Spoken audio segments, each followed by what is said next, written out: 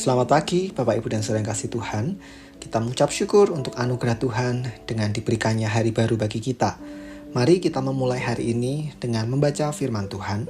Kita teruskan bacaan kita 1 Korintus pasal yang kedua. Demikian pula ketika aku datang kepadamu saudara-saudara, aku tidak datang dengan kata-kata yang indah atau dengan hikmat untuk menyampaikan kesaksian Allah kepada kamu. Sebab aku telah memutuskan untuk tidak mengetahui apa-apa di antara kamu selain Yesus Kristus, yaitu Dia yang disalibkan. Aku juga telah datang kepadamu dalam kelemahan dan dengan sangat takut dan gentar. Baik perkataanku maupun pemberitaanku tidak kusampaikan dengan kata-kata hikmat yang meyakinkan, tetapi dengan keyakinan akan kekuatan roh, supaya iman kamu jangan bergantung pada hikmat manusia, tetapi pada kekuatan Allah. Sungguh pun demikian kami memberitakan hikmat di kalangan mereka yang telah matang, yaitu hikmat yang bukan dari dunia ini dan yang bukan dari penguasa-penguasa dunia ini, yaitu penguasa-penguasa yang akan ditiadakan. Tetapi yang kami beritakan ialah hikmat Allah yang tersembunyi dan rahasia, yang sebelum dunia dijadikan telah disediakan Allah bagi kemuliaan kita. Tidak ada dari penguasa dunia ini yang mengenalnya, sebab kalau sekiranya mereka mengenalnya, mereka tidak menyalibkan Tuhan yang mulia.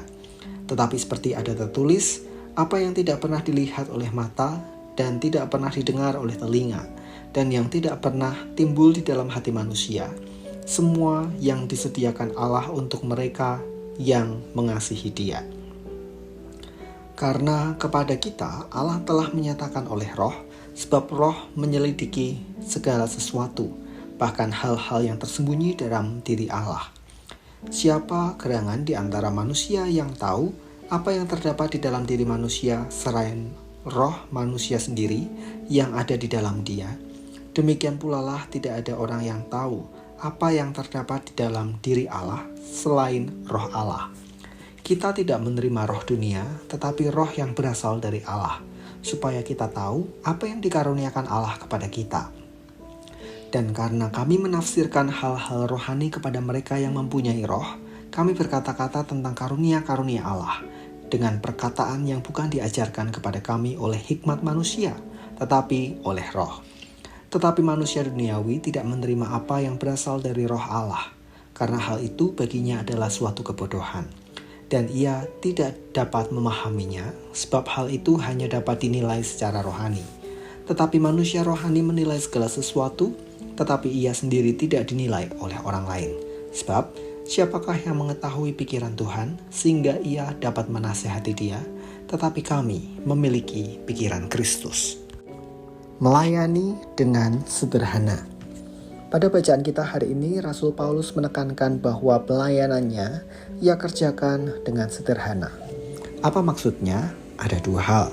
Pertama, bahwa dalam pekabaran Injil yang ia kerjakan, ia hanya fokus pada pribadi dan firman Yesus Kristus. Sekalipun Paulus tahu akan banyak hal, karena bagaimanapun juga ia datang dari golongan orang yang terpelajar, ia tidak mau hilang fokus selain dari Kristus, Sang Injil sejati. Kedua, Rasul Paulus mengandalkan hikmat Allah daripada hikmat manusia. Dengan hikmat Allah, ia melangkah berkeliling dan mengabarkan Injil Yesus Kristus yang menjadi rahasia ilahi. Hikmat Allah yang datang oleh kegerakan Roh Kudus itu pula yang menunjukkan kemana dia harus pergi, bahkan memperlengkapi apapun yang ia perlukan untuk melayani. Pelayanan Rasul Paulus memang tidak selalu menyenangkan hati maupun telinga. Namun, ia berprinsip, selama pokok Injil Yesus Kristus yang ia ajarkan dan ia dipimpin oleh hikmat Allah dalam Roh Kudus, baginya itu sudah cukup.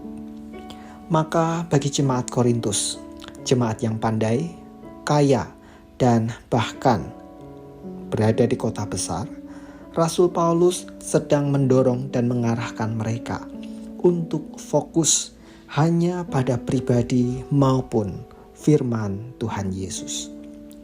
Bapak Ibu dan Saudara yang kasih Tuhan, kini kita yang ada di era modern, semakin banyak tawaran yang menyenangkan telinga maupun hati kita. Pertanyaannya adalah, dapatkah kita belajar fokus hanya memandang pada Kristus dan mau hidup di dalam hikmat Allah melalui bimbingan Roh Kudus?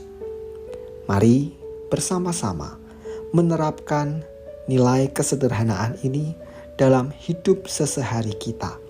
Di tengah banyaknya situasi maupun tantangan yang datang menghampiri, fokuslah kepada Kristus. Mari kita berdoa. Terima kasih Tuhan untuk firman yang kami renungkan hari ini, mengingatkan kami bahwa dalam hidup maupun ketika kami berkarya dan melayani, kami diajarkan untuk hanya memandang pada Kristus, Sang Injil sejati, Tuhan dan Juru Selamat kami, yang juga menjadi guru maupun menyampaikan firman kepada kami. Tolong kami Tuhan, agar kami boleh tetap fokus kepadamu di tengah berbagai tantangan, godaan, dan cobaan yang datang silih berganti.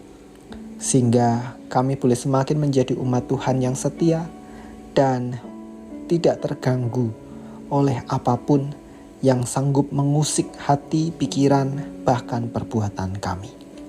Kami menyerahkan hari ini dengan segala aktivitas yang kami jalani. Berkenanlah Tuhan menyertai dan memberkati. Di dalam nama Tuhan kami Yesus Kristus kami berdoa. Amin.